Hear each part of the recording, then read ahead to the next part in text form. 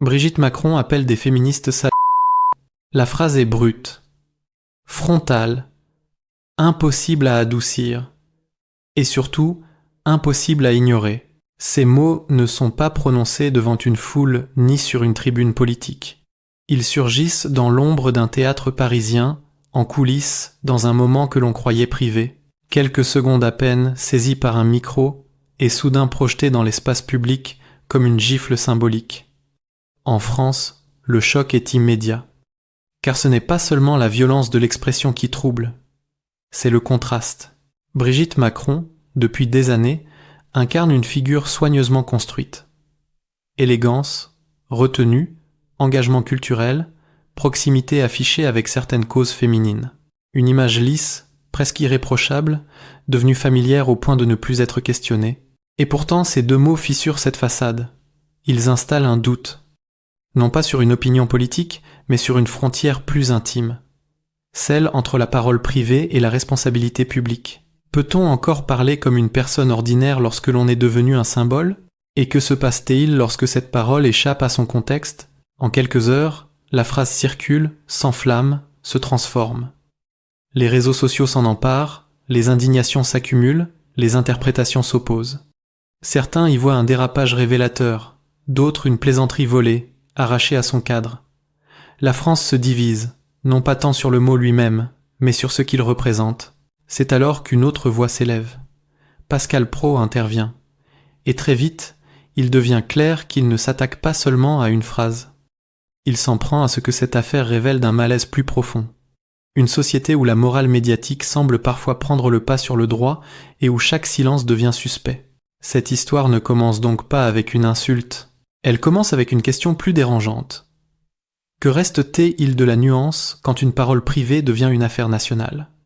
Pour comprendre pourquoi ces mots ont provoqué une onde de choc aussi violente, il faut revenir au décor précis dans lequel ils ont été prononcés.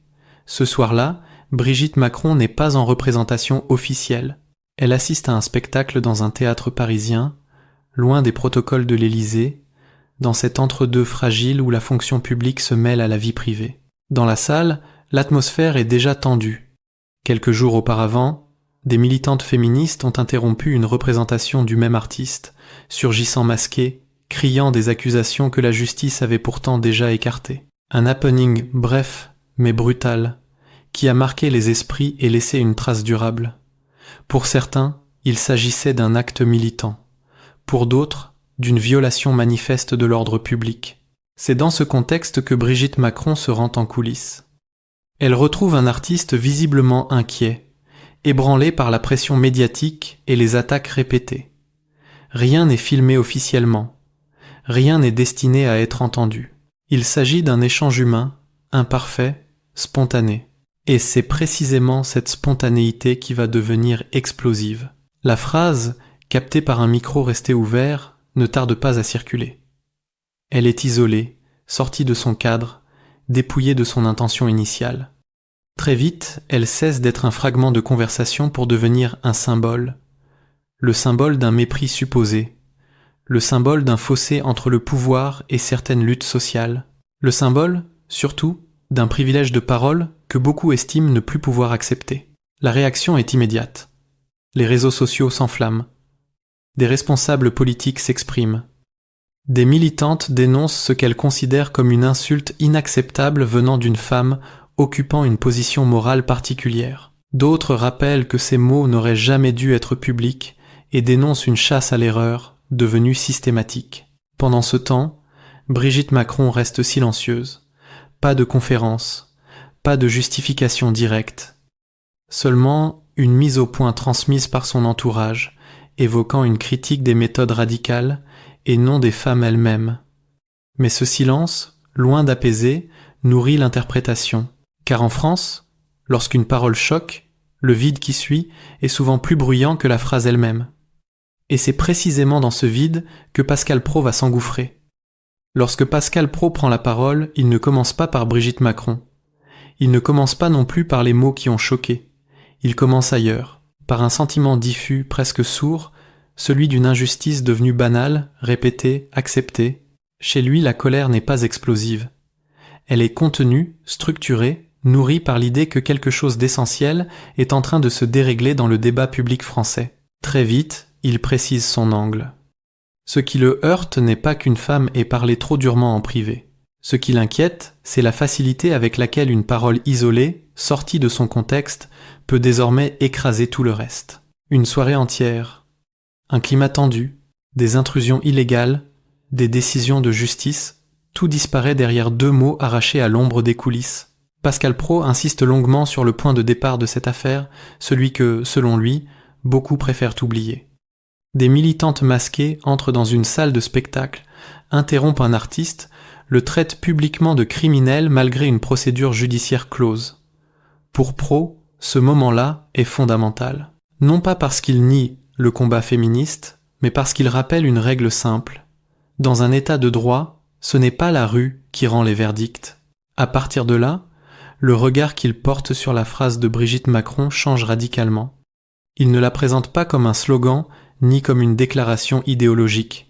Il la décrit comme une réaction humaine, maladroite, prononcée dans un espace censé être protégé du regard public. Pour lui, le scandale ne réside pas uniquement dans les mots, mais dans le fait qu'ils aient été transformés en preuve morale, détachés de toute situation concrète. Mais Pascal Praud va plus loin. Il parle d'un glissement dangereux. Celui d'une société qui accepte de plus en plus l'idée d'une justice parallèle. Une justice émotionnelle, médiatique, instantanée. Une justice où l'accusation, même démentie par les tribunaux, continue de produire ses effets. Où le soupçon devient indélébile. Où l'indignation prévaut sur la procédure. Dans ce cadre, Brigitte Macron cesse d'être une personne. Elle devient un symbole, malgré elle. Et c'est précisément ce statut symbolique que Pascal Praud interroge. Peut-on encore tolérer qu'un symbole parle comme un être humain ordinaire ? Ou bien exige-t-on de lui une pureté absolue, une langue aseptisée, vidée de toute spontanéité ? Praud refuse ce qu'il considère comme une hypocrisie collective. Il rappelle que des millions de Français utilisent en privé des mots qu'ils ne prononceraient jamais en public. Il souligne le fossé grandissant entre la vie réelle et la morale affichée. Selon lui, l'affaire Brigitte Macron révèle moins un mépris envers les femmes qu'un malaise profond face à la surveillance permanente des paroles. Cependant, son discours n'est pas une défense aveugle. Il reconnaît la vulgarité.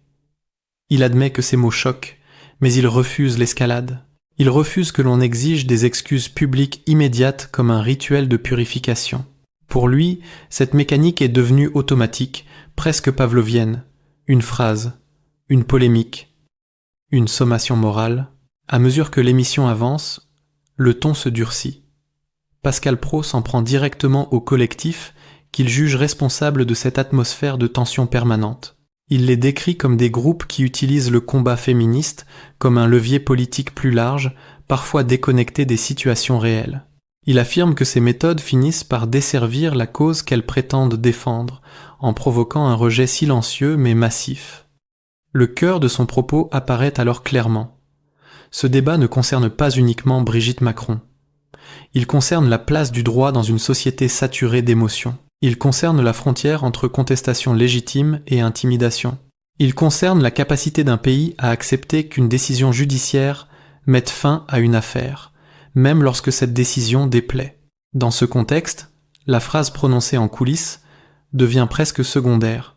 Elle agit comme un révélateur, un déclencheur. Pascal Praud parle d'un climat où la honte ne change plus de camp, où ceux qui enfreignent la loi se posent en victimes, et où ceux qui appellent au respect des règles sont accusés de complaisance ou de cynisme.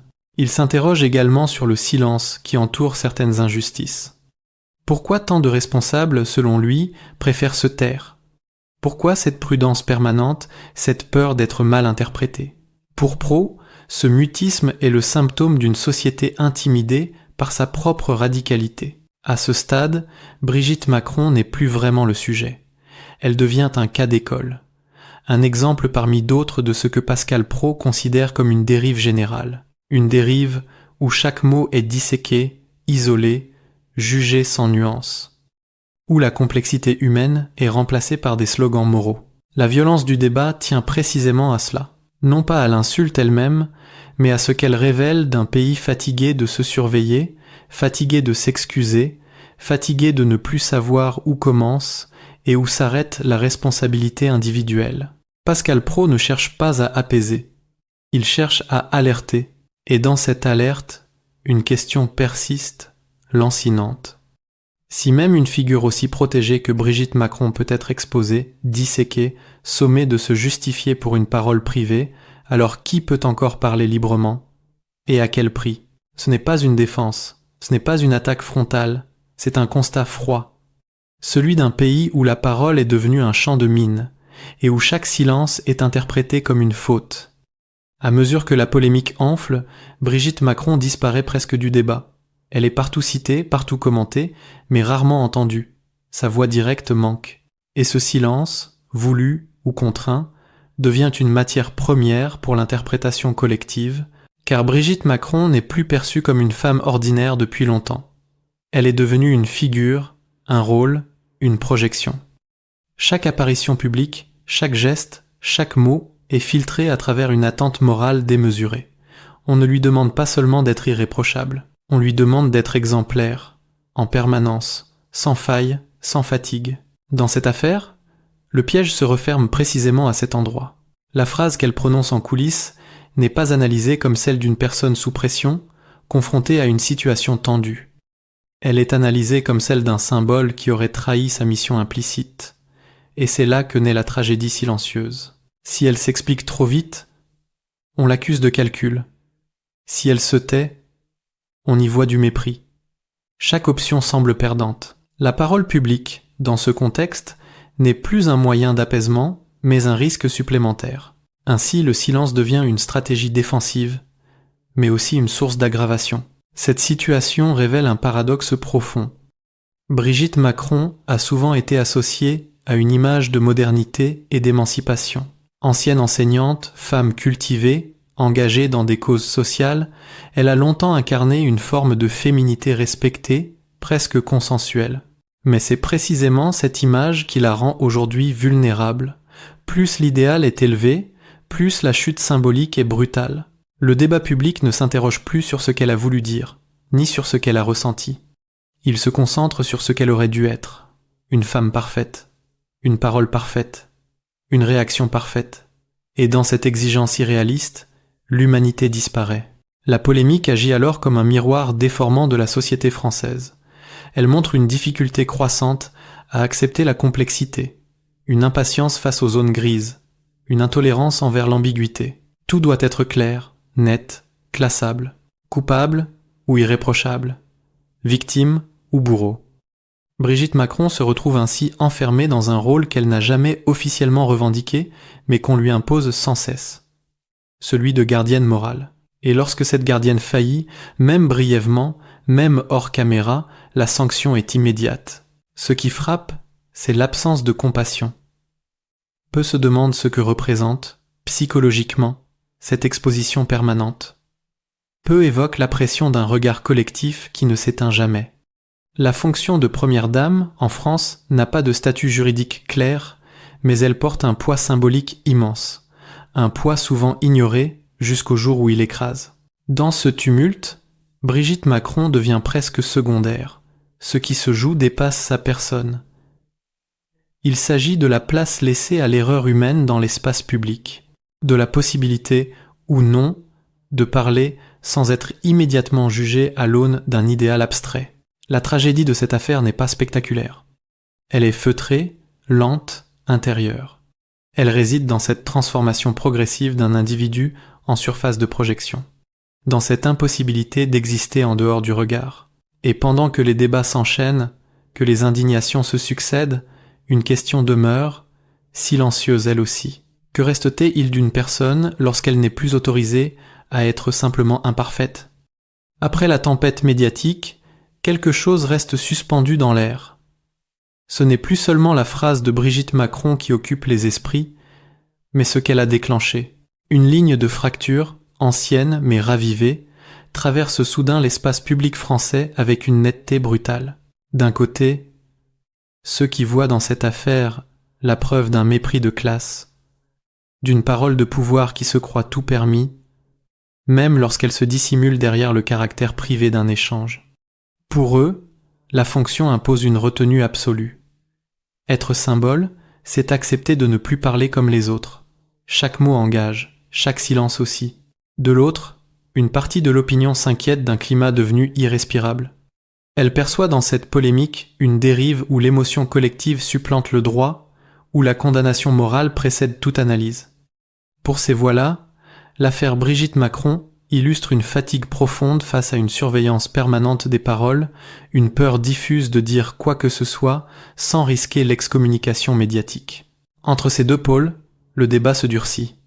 Les nuances disparaissent. La complexité se dissout dans des slogans. Le féminisme lui-même devient un champ de bataille sémantique, tiraillé entre lutte légitime et radicalité perçue. Pascal Praud, en intervenant, n'a pas seulement pris position. Il a cristallisé cette opposition, donnant un visage à un malaise que beaucoup ressentaient sans parvenir à le formuler. Ce qui frappe, c'est la rapidité avec laquelle l'affaire a débordé son cadre initial. On ne parle plus d'un théâtre, ni d'un échange en coulisses. On parle de liberté d'expression, de respect des décisions de justice, de responsabilité morale des figures publiques.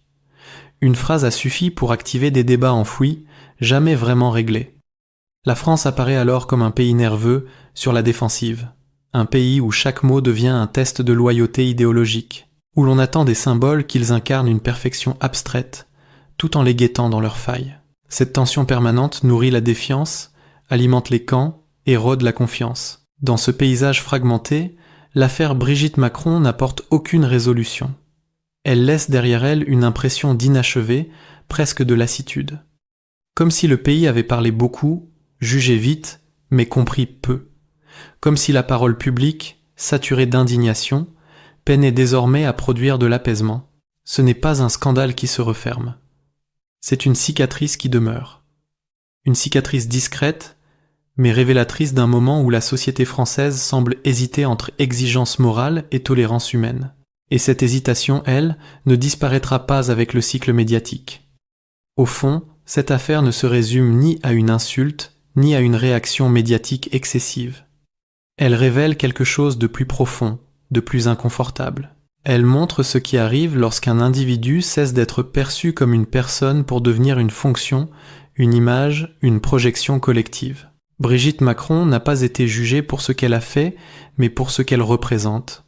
Sa phrase n'a pas été entendue comme une parole imparfaite, prononcée dans un moment de tension, mais comme une trahison symbolique. Et dans une société où les symboles comptent parfois plus que les faits, la nuance devient un luxe. Pascal Praud, en intervenant, n'a pas clos le débat. Il l'a déplacé. Il a forcé la France à regarder ailleurs que le mot lui-même, vers la mécanique qui transforme une conversation privée en affaire nationale, vers cette justice morale instantanée qui ne laisse ni le temps ni l'espace à la complexité humaine. Ce qui reste, après le tumulte, c'est un malaise diffus. La sensation que la parole publique est devenue un territoire miné, que parler expose, que se taire condamne, et que l'erreur, même minuscule, même involontaire, est désormais traitée comme une faute définitive. Cette histoire ne dit pas seulement quelque chose de Brigitte Macron. Elle parle d'un pays en tension permanente avec lui-même, d'une société qui exige des figures irréprochables tout en refusant de leur accorder le droit à l'imperfection, d'un débat public où l'émotion précède souvent la réflexion. Il n'y aura pas de conclusion claire, pas de verdict, seulement une question qui persiste, discrète mais essentielle. Dans une France où chaque mot est scruté, disséqué, amplifié, qui peut encore parler sans risquer de devenir, malgré lui, un symbole à abattre, c'est peu être là, bien plus que dans une phrase volée, que réside le véritable trouble de cette affaire.